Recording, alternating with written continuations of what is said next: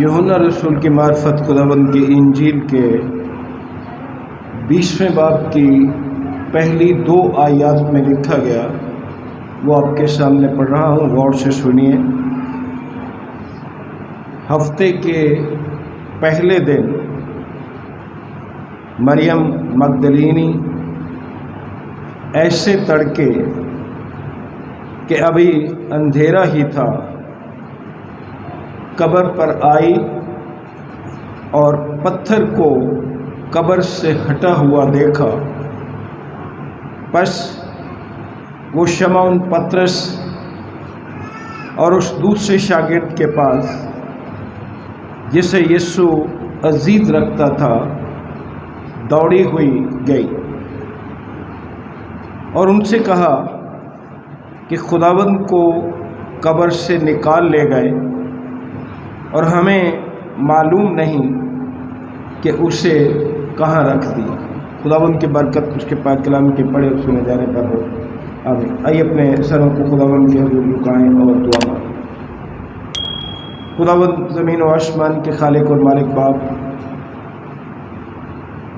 बड़ी आजिज़ी, हलीमी और फ़रोतनी के साथ यीशु मसीह के अजीम और कादिर नाम में तेरे फजल के तख्त के सामने आते हैं, तेरी शुक्रगुजारी करते हुए आज के इस खूबसूरत दिन के लिए। तेरे लोग तेरे घर में इसलिए इकट्ठे हुए कि तेरे बेटे के मुर्दों में से जी उठने की यादगार मनाएं।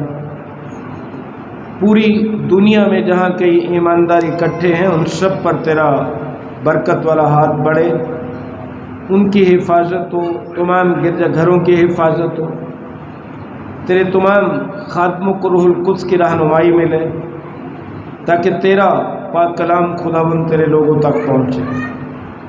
तेरा अदना खादिम अपने सारे गुनाहों का इकरार करते हुए, अपनी ख़ताओं को मानते हुए तेरे हुजूर हाजिर है कि तू अपने खादिम को बरकत दे और रूहुल कुद्स की मामूरी अता कर, क्योंकि मैं इस बात का इकरार करता हूँ कि मेरा इल्म और अक्ल दोनों नाक़िस है। सो तू अपने फजल से नवाज कलीसिया के एक एक फ़र्द को बरकत अता कर। बख्श दे कि हम सारे रूहुल कुद्स के वसीले कायलियत पाकर तेरे पाक कलाम पर अमल करने वाले बने। इब्लीस और उसकी सारी कुव्वतें तेरे लोगों से दूर रहें। जहाँ कहीं भी तेरे लोग इकट्ठे हैं, पूरी आज़ादी के साथ, खुशी के साथ तेरी इबादत और प्रस्तश में शरीक यीशु मसीह के प्यारे और जलाली नाम से मांगते हैं हम। असीस भाइयों और असीस बहनों, आज का दिन इंसान की तारीख में सबसे बड़ा दिन है, अगर कोई मुझे पूछे, क्योंकि जो कुछ आज के दिन हुआ, दुनिया ने इससे पहले कभी ऐसा देखा नहीं। अगर कोई ये कहे कि जी लाजर भी तो 4 दिन का मुर्दा जिंदा हुआ था, तो खुदाबंद यीशु मसीह तो 30 दिन जी उठा था। बात ये नहीं है, दिनों की बात नहीं है, बात यह है कि लाजर ने या कोई और मुर्दा जो भी इससे पेशतर जिंदा हुआ था, कभी ये नहीं कहा था कि इस मक़दिस को ढा दो तो मैं उसे 3 दिन में खड़ा कर दूँ। फिर लाजर को जिंदा करने वाला खुद मसीह था।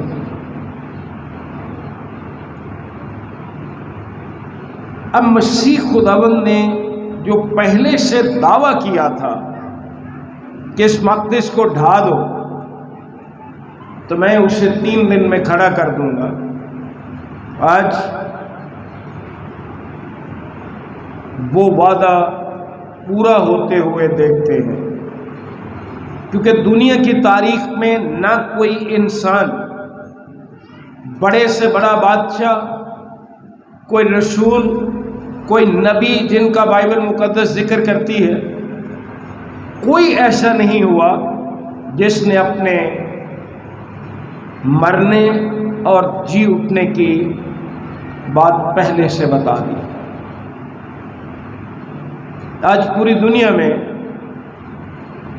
اس بات کی خوشی منائی جا رہی ہے کہ ہمارا نجات دہندہ خداوند یسوع مسیح مردوں میں سے جی اٹھا۔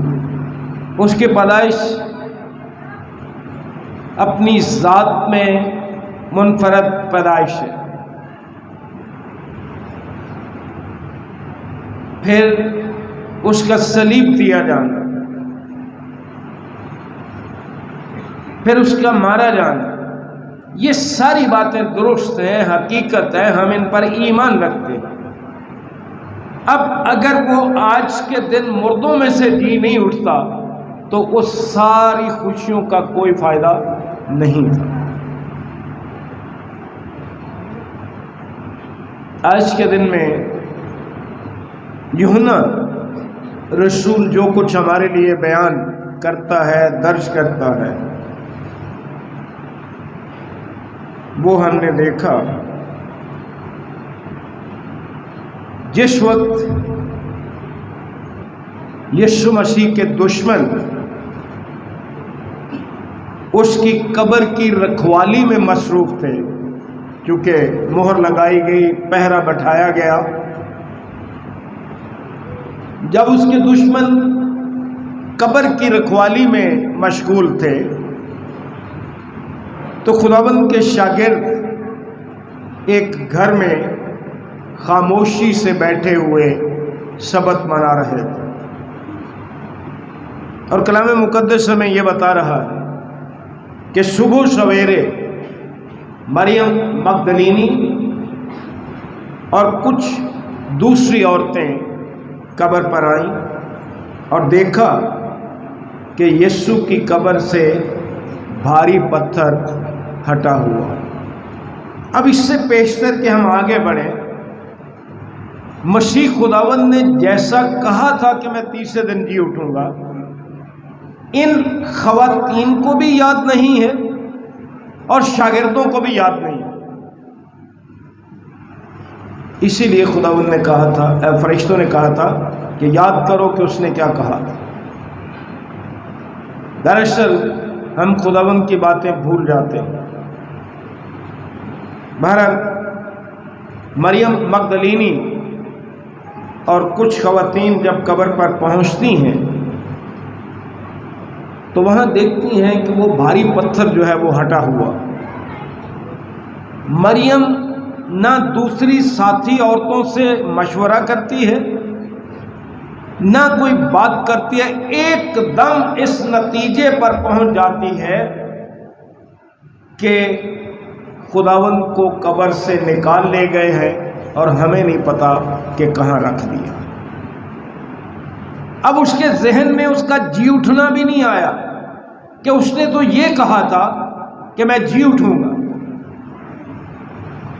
اب ساتھ میں گئی ضرور عورتیں ہیں، اب مریم باقی کی عورتوں کو وہیں چھوڑ چھاڑ کے تو جب خالی قبر دیکھی تو وہاں سے واپس گھر کو چل پڑی۔ اور کہاں چلی؟ یہاں پہ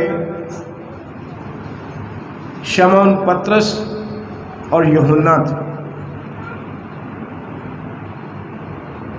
اور یوحنا وہ واحد شاگرد تھا جو خداوند یسوع مسیح کی صلیب اور اس کے تلخ انجام تک صلیب کے پاس رہا۔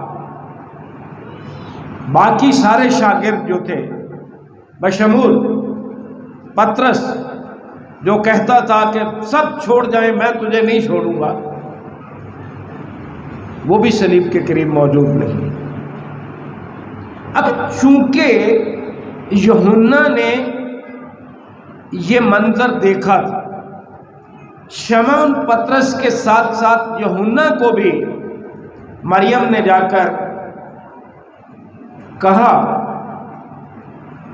اور کلام مقدس اس بات میں خاموش ہے، میں اس تفصیل میں آج نہیں جانا چاہتا کہ قبر پر مقدسہ مریم گئی یا نہیں گئی آج کے دن۔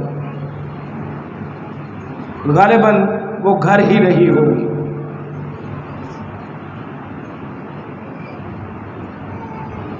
چونکہ یوحنا وہاں تھا اور یوحنا ہی کے سپرد خداوند نے اپنی ماں کو کیا تھا، اس لیے ہم سوچتے ہیں کہ جب یوحنا جس گھر میں تھا اسی میں مقدسہ مریم بھی ہوگی۔ قبر پہ اس کے جانے کا ذکر نہیں ہے، یا اس معاملے میں کلام مقدس خاموش ہے۔ بہرحال مریم اپنی باقی ساتھی خواتین کو ادھر ہی چھوڑ کر قبر پر ہی تو گھر چلی گئی۔ اب مہربانی کر کے پوری توجہ سے آپ نے سننے کے جا کے کہتی کیا۔ مریم مگدلینی نے جا کر شمعون پطرس اور یوحنا سے جو پہلی بات کہی وہ یہ تھی، خداوند کو قبر سے نکال لے گئے۔ نہ وہ خداوند کے کسی ساتھی کا ذکر کرتی ہے، نہ کسی کا نام لیتی ہے کہ کون نکال کر لے گیا ہے، صرف یہ کہتی ہے کہ خداوند کو قبر سے نکال لے گئے۔ وہ یہ بھی نہیں سوچتے کہ کون لوگ نکال کر لے جا سکتے ہیں، کون لوگ نکال کے لے گئے۔ میں نے بڑی منت ہے آپ سے کہ الفاظ کو غور سے سننا ہے آپ نے۔ اب جب وہ جا کے بتاتی ہے کہ خداوند کو قبر سے نکال لے گئے اور ہمیں معلوم نہیں کہ اسے کہاں رکھ دیا، دو چیزیں یہاں بڑی قابل غور ہیں۔ ایک تو خداوند کو نکال کر لے گئے اور دوسرا ہمیں معلوم نہیں ہے، جمع کا صیغہ استعمال کر رہے ہیں۔ اکثر جب کوئی ہمارا عزیز فوت ہوتا ہے تو قبرستان بھی جاتے ہیں، گھر میں بھی جب ہو تو ہم کہتے ہیں جی لاش ادھر کر دو، ہمیں پیو ہی ہو گئے، لاش نو ادھر رکھو۔ وہ تو کوئی نہیں کہے گا کہ جی ابا جی نو ادھر رکھ دو یا فلانے نو ادھر رکھ دو۔ مرنے کے بعد ہمارا جتنا بھی عزیز ہو وہ لاش ہو جاتا ہے۔ میں یقین جانیے میں اس خاتون کے بارے جب پیغام تیار کر رہا تھا میں سوچ رہا تھا کیا خاتون ہے، کیا ایمان، کیا ہے۔ آپ نے سنا کہ اس نے کیا کہا؟ اس نے کہا تھا کہ خداوند کو قبر سے نکال کر لے گئے، وہ لاش کی بات ہی نہیں کر رہی، وہ قبر میں پڑے مسیح کو ابھی تک اپنا خداوند مان رہی ہے، وہ لاش کا لفظ ہی نہیں استعمال کرتی کہ ہمارے مردہ خداوند کو یا اس کی لاش کو کہاں لے گئے ہیں، پھر وہ جمع کا صیغہ استعمال کرتی ہے کہ ہمیں معلوم نہیں اسے کہاں جا کے رکھ دیا۔ اور اگر آپ اس بات کو انگریزی زبان میں پڑھیں تو وہاں دی لارڈ کے الفاظ استعمال ہوئے اور اس کے لیے ہم کا لفظ استعمال ہوا ہے جو زندہ کے لیے استعمال ہوتا ہے۔ جو بچے پڑھتے ہیں ان کو پتا ہوگا کہ بے جان چیز کے لیے اٹ کا استعمال ہوتا ہے، IT کا۔ تو وہ ان دونوں باتوں میں وہ اس کو خداوند کہتی ہے اور ہم کا لفظ استعمال کیا گیا ہے اس کے لیے۔ جب شمعون پطرس اور یوحنا کو اطلاع دی گئی تو وہ بھی قبر کی طرف دوڑے۔ اب دوڑنا ایک چیز ہے، دوڑنے میں ہم محسوس کر سکتے ہیں کہ انہیں فکر ہوئی ہوگی، لیکن یہ کوئی نہیں یاد کر رہا کہ خداوند نے تو کہا تھا میں تیسرے دن جی اٹھوں گا۔ جب وہ دوڑے تو اب انہوں نے کیا کیا؟ اب وہ دونوں مرد تھے، اب انہوں نے مریم کو وہی چھوڑ دیا کہ چلے آ جائے گی، اس نے اپنی رفتار سے آنا تھا، یہ دونوں مرد تھے، یہ بھی دوڑتے ہوئے قبر کی طرف گئے۔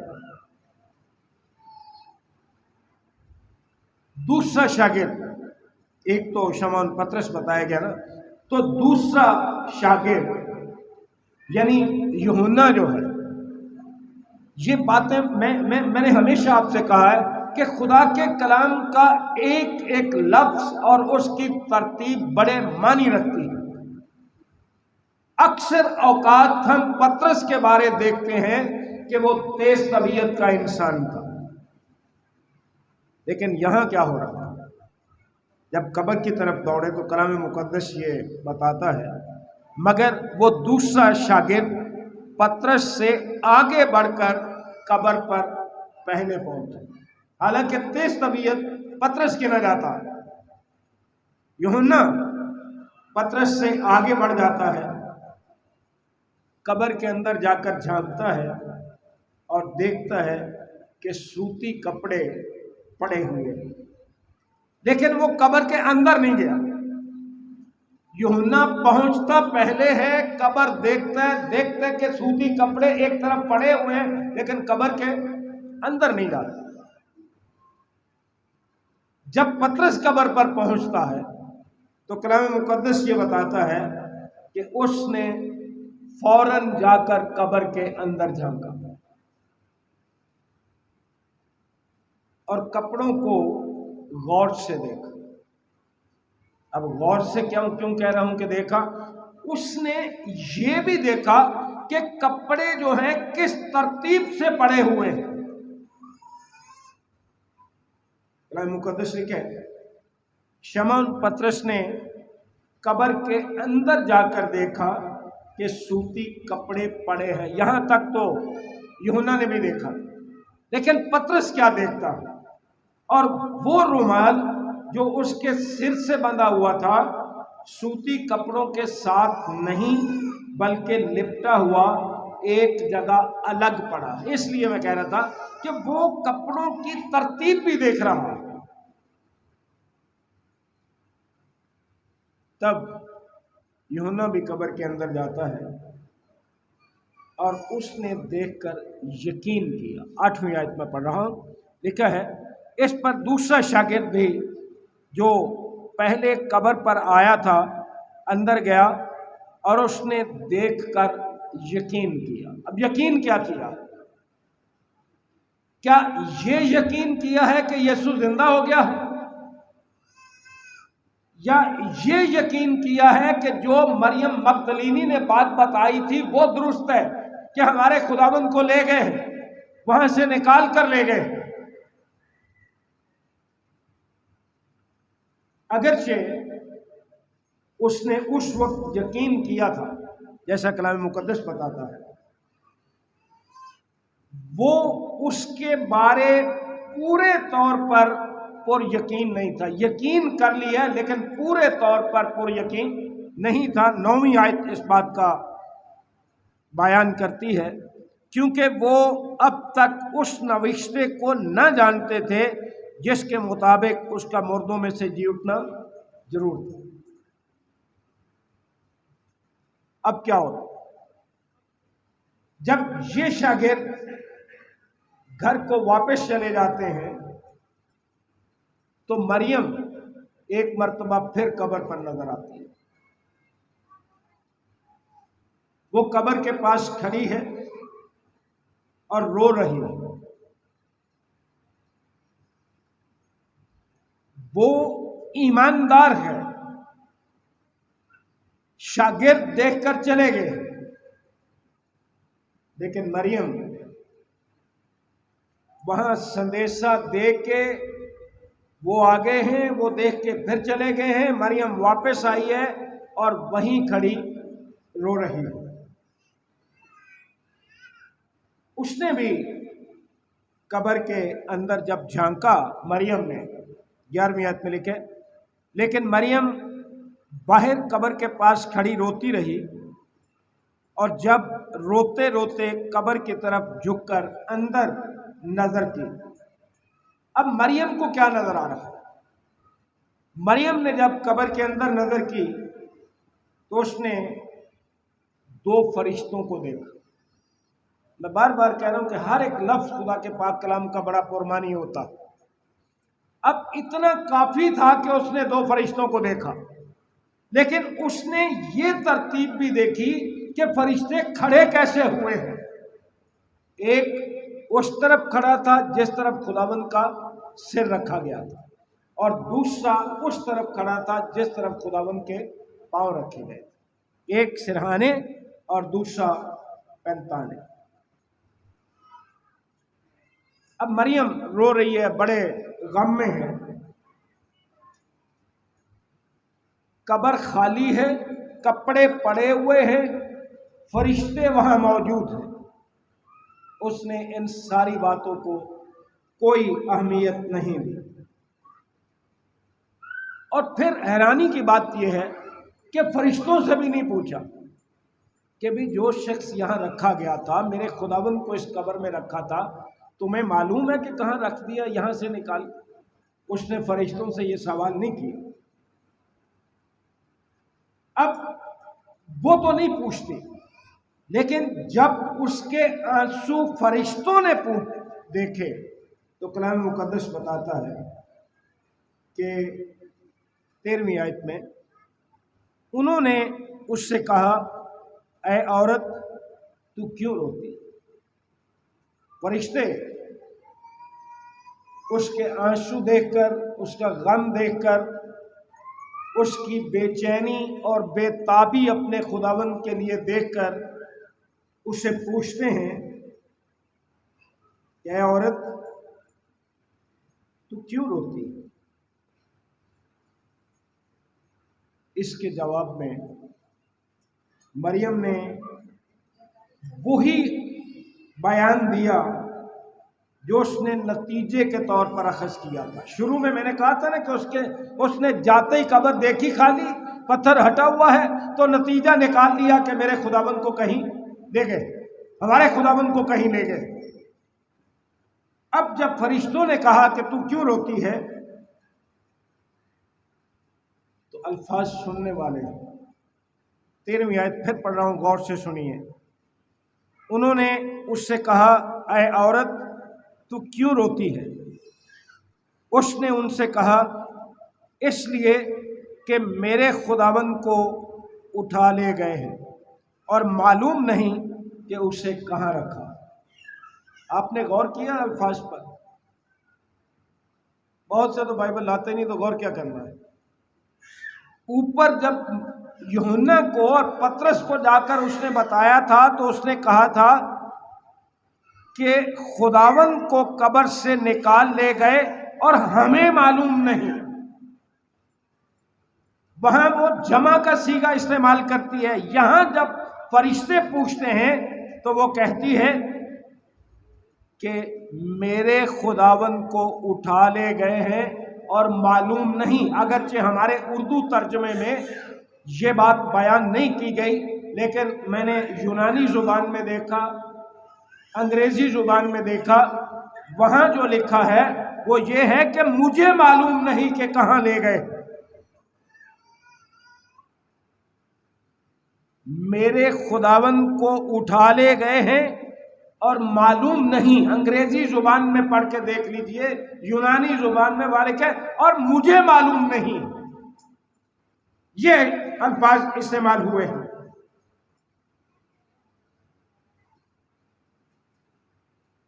اب مریم جو ہے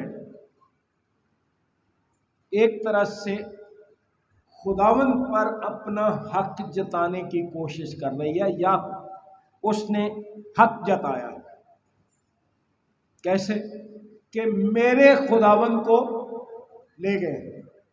جب آپ 23واں زبور پڑھتے ہیں تو کیا کہتے ہیں؟ خداوند میرا چوپان ہے، وہ سب کا چوپان ہے، لیکن شخصی طور سے ہر ایک کا اپنا چوپان ہے۔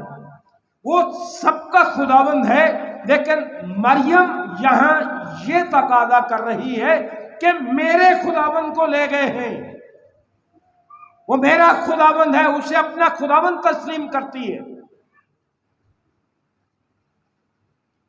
اور مجھے معلوم نہیں کہ کہاں رکھا۔ وہ اپنے خداوند کے بارے اتنی فکر مند ہے، مجھے معلوم نہیں ہے کہ اسے کہاں لے گئے۔ شاگردوں کے سامنے جمع کا صیغہ استعمال کیا تھا، اور یہاں اس نے واحد صیغہ استعمال کیا ہے، میرے خداوند، اور مجھے معلوم نہیں کہ کہاں لے گئے۔ اب اچانک منظر بدل جاتا ہے۔ منظر کیسے بدلتا ہے؟ کسی چیز نے اسے پیچھے مڑ کر دیکھنے پر مجبور کر دیا۔ اس غم، فکر، پریشانی اور رونے کی حالت میں کوئی ایسی چیز تھی جس نے اسے پیچھے مڑ کر دیکھنے میں مجبور کر دیا۔ 4ویں آیت میں لکھے، یہ کہہ کر وہ پیچھے پھری، پیچھے مڑ کر دیکھا۔ اب یہ پوزیشن کی تبدیلی جو ہے، یہ رخ کی تبدیلی جو ہے، ہمیں نہیں معلوم کہ اس کے پیچھے خداوند جس کی تلاش میں وہ آئی تھی، اس کے خداوند کے طور پر اسے پہچاننے کی ایک جھلک تھی، کوئی سایہ تھا یا کوئی آواز تھی، یا یہ کہہ لیجئے کہ اسے یسوع کی موجودگی کا احساس ہوا ہو تو اس نے پیچھے مڑ کر دیکھا۔ اب یہاں یہ بات بھی معلوم ہوتی ہے کہ یہ اس کے کسی جاننے والے، غور سے سنیں، یسوع کے ساتھ ہمارا تعلق کیا ہے۔ یسوع صرف ہمارا جاننے والا نہیں ہے، ہمارا عزیز نہیں ہے، یہ اس کے کسی جاننے والے اور عزیز رشتہ دار کی تلاش میں نہیں وہ آئی تھی، بلکہ اپنے خداوند کی تلاش میں آئی تھی۔ اسی لیے اس نے کہا کہ میرے خداوند کو لے گئے۔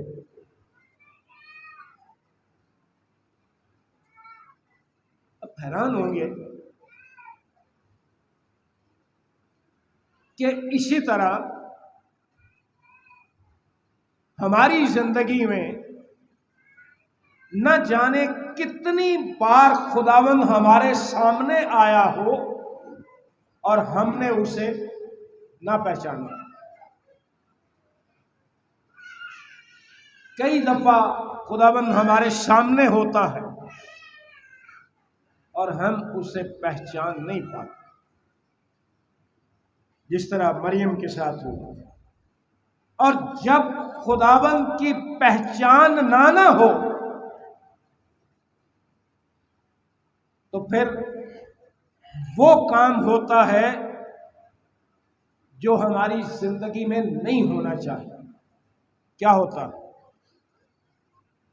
جب ہم خداوند کو نہیں پہچانتے تو ہم اس کی خدمت کرنے کی بجائے اس سے خدمت لینے کے خواہش مند ہو جاتے ہیں۔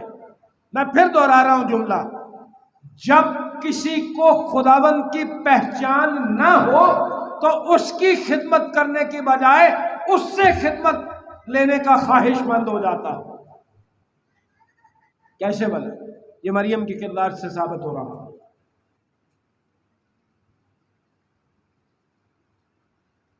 چودھویں اور 15ویں آیت پھر سنیے، لکھا ہے، یہ کہہ کر وہ پیچھے پھری اور یسوع کو کھڑے دیکھا اور نہ پہچانا۔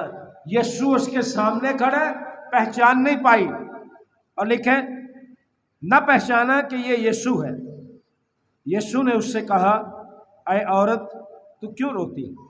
کس کو ڈھونڈتی ہے؟ اس نے باغبان سمجھ کر اس سے کہا میاں اگر تو نے اس کو یہاں سے اٹھایا ہو تو مجھے بتا دے کہ اسے کہاں رکھا۔ اب پتہ چلا میری بات کا کہ جو کام آپ کرتے ہیں آپ نے اپنا کام بھی اس کے سپرد کر دیا ہے کہ جب تینوں پتا ہے بھی کتنے رکھے نے تو مینوں دس دے، تو تلاش کر دے یسوع سے۔ کیوں؟ کہ آپ نے یسوع کو پہچانا نہیں۔ جب یسوع کی پہچان نہ ہو تو پھر ہم اپنا کام بھی اس پر ہی ڈال دیتے ہیں کیونکہ ہم اسے اپنا خداوند نہیں مانتے۔ اب یسوع نے اس سے وہی سوال کیا جو فرشتوں نے کیا تھا۔ فرشتوں نے کیا کہا؟ اے عورت تو کیوں روتی ہے؟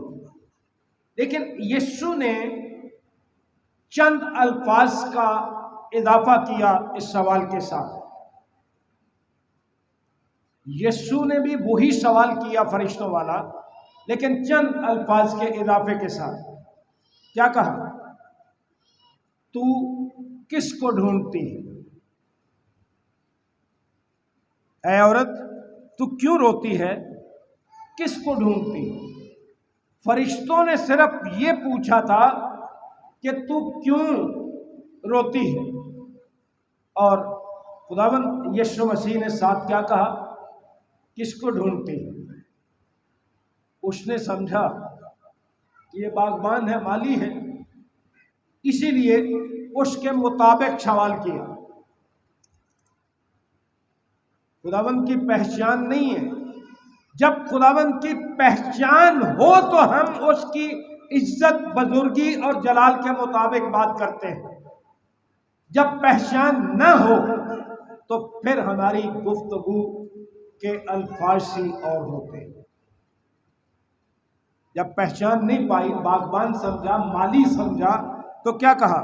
میاں اگر تو نے اس کو یہاں سے اٹھایا ہو تو مجھے بتا دے کہ اسے کہاں رکھا۔ کیا یسوع کو اسے میاں کہنا چاہیے؟ اگرچہ یہ عزت کے الفاظ ہیں لیکن وہ باغبان سمجھ رہی ہے، اسے یسوع کی پہچان نہیں ہے۔ یہی میں نے آپ سے گزارش کی کہ بعض اوقات یسوع ہمارے سامنے کھڑا ہوتا ہے اور ہم اس کو پہچان نہیں پاتے۔ اب یہاں اور الفاظ ہیں جو انتہائی قابل غور ہے۔ وہ کیا ہے؟ میاں اگر تو نے اس کو یہاں سے اٹھایا ہو تو مجھے بتا دے کہ اسے کہاں رکھا ہے، اور آگے سنیے کیا لکھا ہے، تاکہ میں اسے لے جاؤں۔ یہ میں نے شروع میں آپ سے کہا تھا کہ وہ قبرستان میں کھڑے ہوئے، قبر پر کھڑے ہوئے بھی اس کو خداوند کہتی ہے، لاش نہیں کہتی۔ اب وہاں بات ہو رہی ہے قبرستان میں، پھر دوبارہ گفتگو ہو رہی ہے۔ جسے وہ مالی سمجھتی ہے وہ خداوند ہے، وہ نہیں پہچانتی، اور وہ کہتی ہے اگر تو نے دیکھا ہے، تو نے سنا ہے، تو نے کہیں رکھا ہے تو مجھے بتا دے تاکہ میں اسے لے جاؤں۔ آپ کو حیرانی نہیں ہوئی کہ مریم کیا کہہ رہی ہے؟ مجھے بڑی حیرانی ہوئی تھی جب میں نے ان الفاظ پر غور کیا۔ وہ خوشی کی حیرانی تھی کہ مریم، مجھے یہ بتائیے کہ اگر لاش ہوتی تو مریم لے جا سکتی تھی اٹھا کے؟ نہیں لے جا سکتی۔ وہ کہہ ہی نہیں رہی، لاش کا تو ذکر ہی نہیں ہو رہا۔ اگر تو نے اسے کہیں رکھا ہے تو مجھے بتا، میں اس کو لے جاؤں، کیونکہ وہ تو پہلے ہی کہتی ہے کہ خداوند کو کوئی لے گیا۔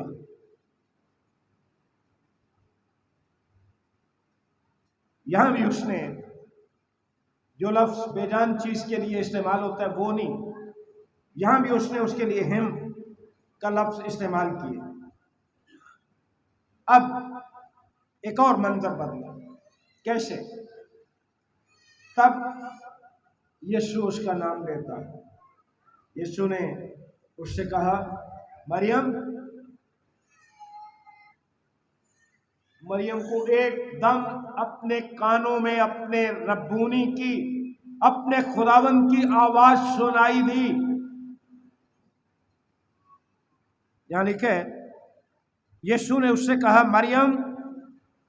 उसने मुड़कर उससे इब्रानी जुबान में कहा रब्बूनी, यानी आए उस्ताद। अब बागबान नहीं रहा, आवाज सुन के पहचान गई कि ये मेरा खुदावन, ये मेरा रब्बूनी है, ये है उस्ताद। हमने कितनी जिंदगी उसकी आवाज सुनी और आज तक उसे पहचान नहीं पाई।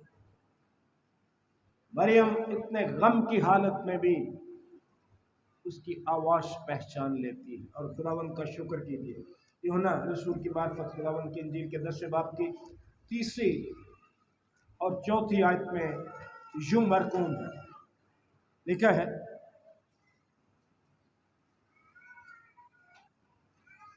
उसके लिए दरबान दरवाजा खोल देता है और भेड़ें उसकी आवाज सुनती हैं और वो अपनी भेड़ों को नाम बनाम बुलाकर बाहर ले जाता है। जब वो अपनी सब भेड़ों को बाहर निकाल चुकता है तो उनके आगे आगे चलता है और भेड़ें उसके पीछे पीछे हो लेती हैं, क्योंकि वो उसकी आवाज़ पहचानती। मरियम ने उसकी आवाज़ पहचानी। ऐ उस्ताद, ऐ रब्बूनी कहकर पुकारती। अब ये जो पीछे मुड़कर देखना था या रुख फेरना था, अपनी पोजीशन तब्दील करना था, उसने देखा कि मेरे सामने मेरा खुदावंद, मेरा रब्बूनी खड़ा। जब पहली मर्तबा पीछे देखा था तो उसने बागबान समझा, लेकिन अब वो पहले वाली पोजीशन नहीं लेती या पहले की तरह रुख अपना तब्दील नहीं करती। असीस भाइयों और असीस बहन, क्या खूबसूरत मुड़ना है, क्या खूबसूरत पीछे देखना। जिंदगी तब्दील हो गई। यहाँ मुड़ने से मेरी मुराद आपके लिए, अपने लिए, जहाँ तक आवाज़ पहुँच रही है, ये तौबा का मुड़ना अगर हमारी जिंदगी में आ जाए। मरियम के बारे मुड़ने को हम ये कह रहे हैं कि अगर हम भी इस तरह मुड़े जिस डगर पर हम चल रहे हैं, अगर आज तक अपने खुदावंद को पहचान नहीं पाए तो आज इस राह से मुड़कर अपने खुदावंद को पहचानने की कोशिश कीजिए। जब तक हम अपने खुदावंद की आवाज को ना पहचाने, ये मुड़ना हमारे लिए अजीम तरीन नहीं हो सकता। मैंने शुरू में बात की थी बड़े दिन की, उसकी पैदाइश की, मार खाने की, मसलूब होने की। तो अजीज भाई और अजीज बहन, जब तक हम उसकी आवाज नहीं पहचानते,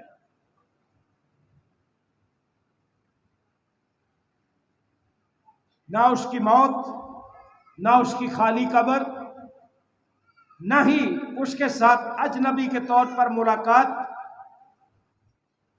बल्कि उसे खुदावंद के तौर पर पहचानने के वक्त हम मुड़ सकते हैं।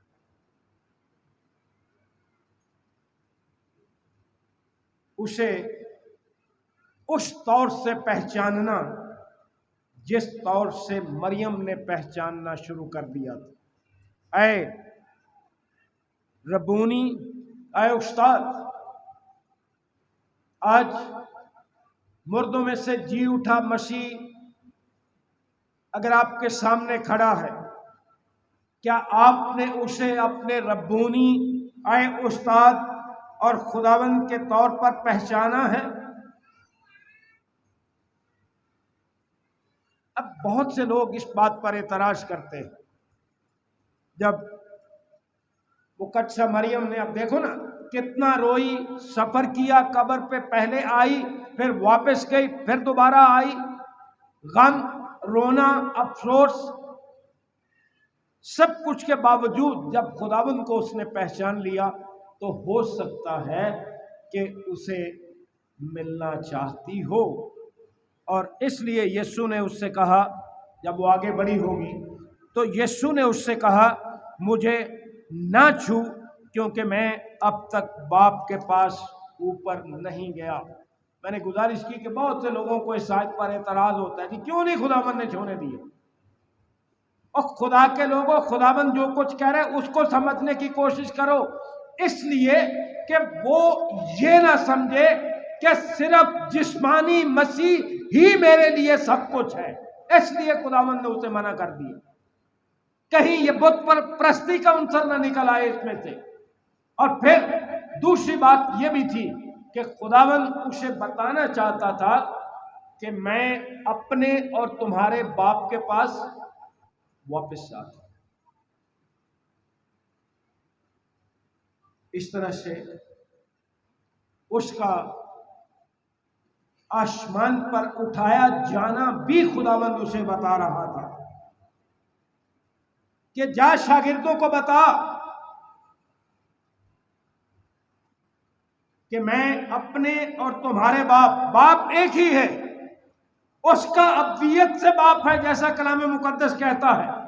اگر آپ متی رسول کی معرفت خداوند کی انجیل کے 11ویں باب کی 27ویں آیت، دوسرے زبور کی 7ویں آیت، لوکاس لوکا کی معرفت خداوند کی انجیل کے پہلے باب کی 35ویں آیت پڑھے تو وہاں آپ کو پتہ چل جائے گا اس کا ابدیت سے باپ ہے۔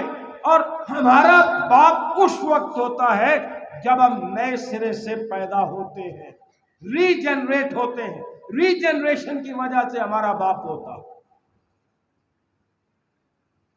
میرے بھائیوں کے پاس جا کر ان سے کہے کہ میں اپنے باپ اور تمہارے باپ، اس لیے خداوند اسے بتانا چاہتا تھا کہ وہ شاگردوں کو بتائے۔ آخرکار شاگردوں کو یاد آ جائے کہ یسوع ان کے لیے ایک جگہ تیار کرنے کو جا رہا ہے۔ یوحنا کی انجیل کے 14ویں باب کی 2 آیت اور 3۔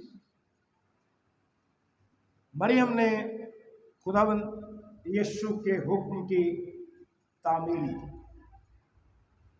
ہم نے کلام سنا، میں نے سنایا ہے، ہم نے پتہ نہیں اس کی تعمیل کرنی ہے نہیں کرنی، ماننا ہے نہیں ماننا، لیکن سبق یہ ہے کہ جو کچھ خداوند ہمیں کہتا ہے اس کو مانیں، اس کے حکم کی تعمیل کریں۔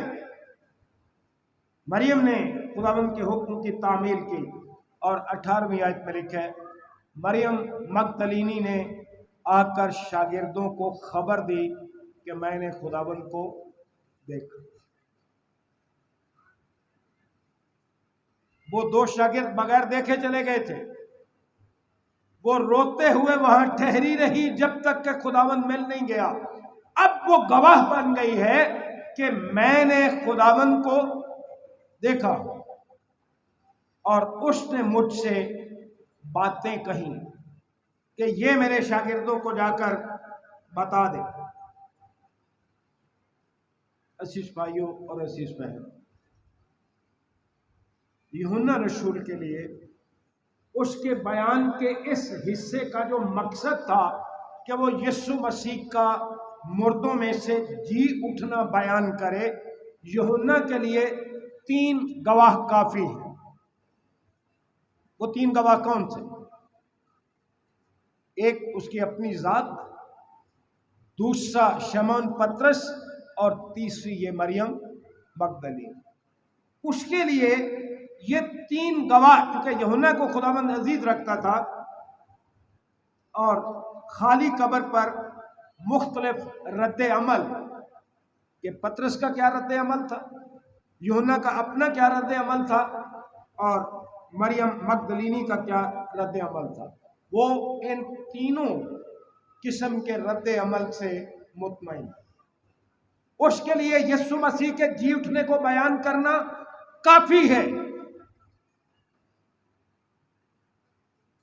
خدا کا بندہ یوحنا اس انجیل میں خداوند یسوع مسیح کے مردوں میں سے جی اٹھنے کے بارے اسی پر بحث کرتا ہے، اکتفا کرتا ہے کہ یہ کافی ہے یسوع مسیح کے جی اٹھنے کی گواہی دینے کے لیے۔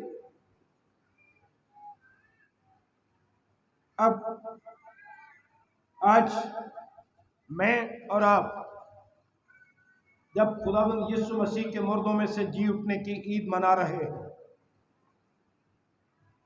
हमारे लिए चंद बातें सोचने की हैं। पहली बात, क्या मरियम की तरह हम यीशु को अपना खुदाबंद समझते हैं? अपने अपने दिल में सोच लीजिए।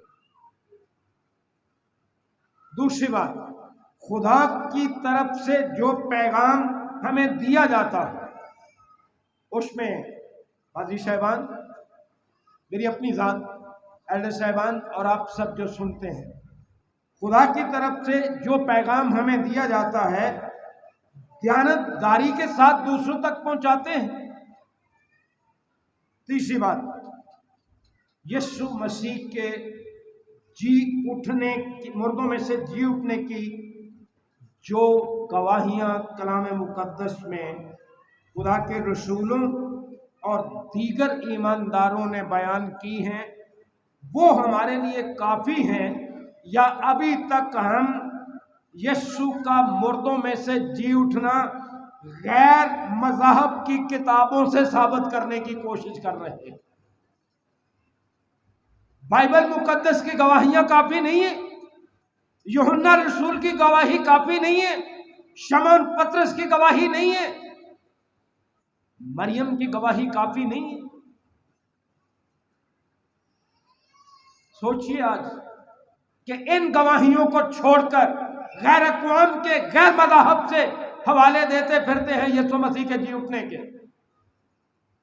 ये गवाहियां हमारे लिए काफ़ी हैं, कलाम मुकद्दस हमारे लिए काफ़ी है। और जिस तरह यूहन्ना ने इन्हीं गवाहियों पर इक्तफा किया था, दुआ है कि खुदावंद हमें भी कलाम मुकद्दस ही में रहने का फजल बख्शे।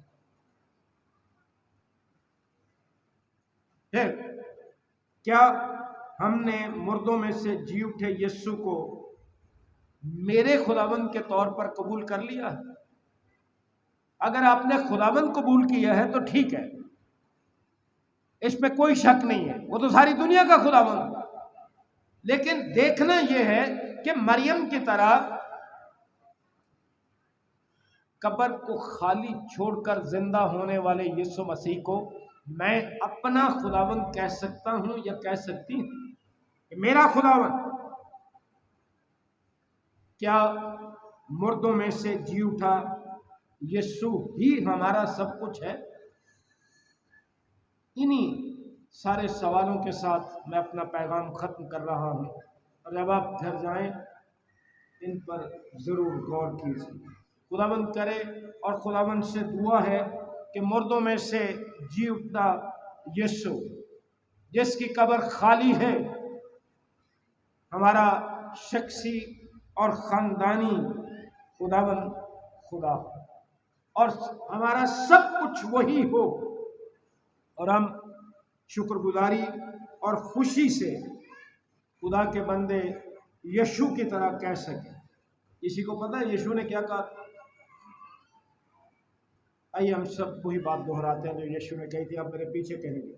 अब रही मेरी और मेरे घराने की बात, सो हम तो खुदाबंद की परस्तिश करेंगे।